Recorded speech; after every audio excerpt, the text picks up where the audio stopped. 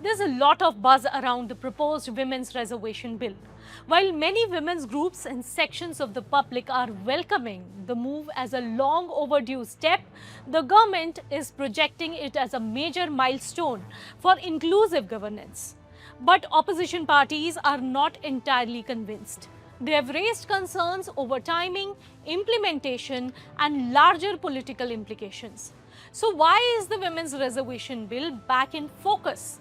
And it's already dividing opinion. Hi, I am Chandani Jain, and we are clarifying a lot about this debate on women's reservation that is now set to move to the floor of the Parliament. A 3-day extended budget session of the Parliament commences from April 16th. This is a special session where 3 constitutional amendment bills are going to be tabled in the name of women's reservation.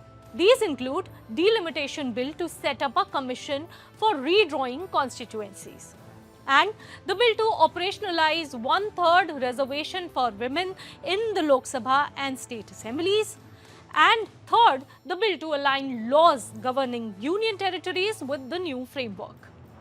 The present seat allocation in Lok Sabha is based on 1971 census despite sharp demographic changes over 5 decades. The freeze in the number of seats gets lifted in 2029.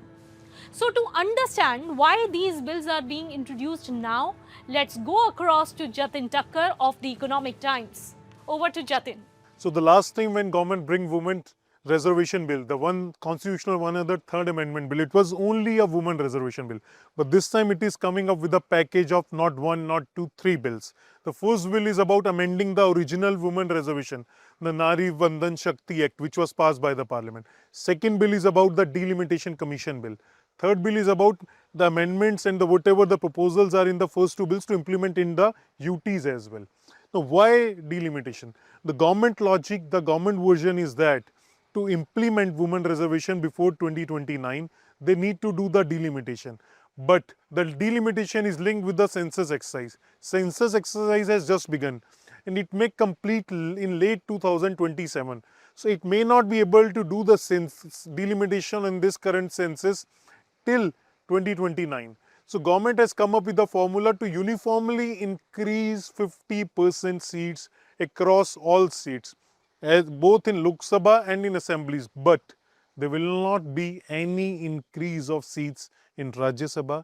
There will not be any increase of seats in Legislative Council, which are the indirect house. But the easy path is the women reservation bill. There is a political consensus on it.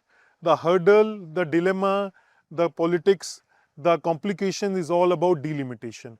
The opposition, the Congress, Congress Parliamentary Party chairperson, Mrs. Sonia Gandhi, has written an editorial asking questions about delimitations and expressing reservations about delimitation. Same is the concern of opposition southern parties. They are agreeing with the fact that there is a proportionate increase, but they are saying in absolute terms there will be a further gap between the Lok Sabha seats of the Hindi heartland and the Lok Sabha seats of the southern states. For example, UP seats will become from 80 to 120. Bihar from 40 to 60. Total these 2 states will send 180 seats out of 861. Well, if you look at the total figure of the southern states from Tamil Nadu from 39 to 59 and combine that, it's way beyond 120, and these are not 1, 2, these are around 5 states.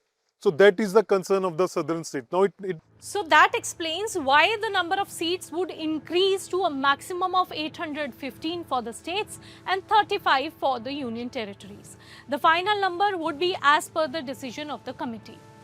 The question is, what necessitates the women reservation bill and why is this different from the usual reservation bills coming to the Parliament? And we also need to understand these are constitutional amendments. To pass the constitutional amendments, you need 2/3 majority of the members present in both houses, as Lok Sabha and as well as in Rajya Sabha. So government enjoys majority, but 2/3 you need support. Yes, there are non-aligned parties like BJD, YSR, BRS. They are all with the government, but still government needs support of the many opposition parties, specifically India bloc parties, which include Congress also. So how the floor management will work, how the negotiations will work, whether the House may pass all constitutional amendments related to women reservation bill. But what about if there are constitutional amendments related to delimitation, whether they pass through the houses or not? It's a very interesting 3 days. And why I'm saying these 3 days? For two things. First, this is again going to be an historic step if 1/3 seats are reserved for the women. Second historic step, and the biggest historic step in the Indian electoral history. So far, there has never been so many increase of seats from 543 to 861. You also need to understand, government is getting a chance to redraw the political map of India.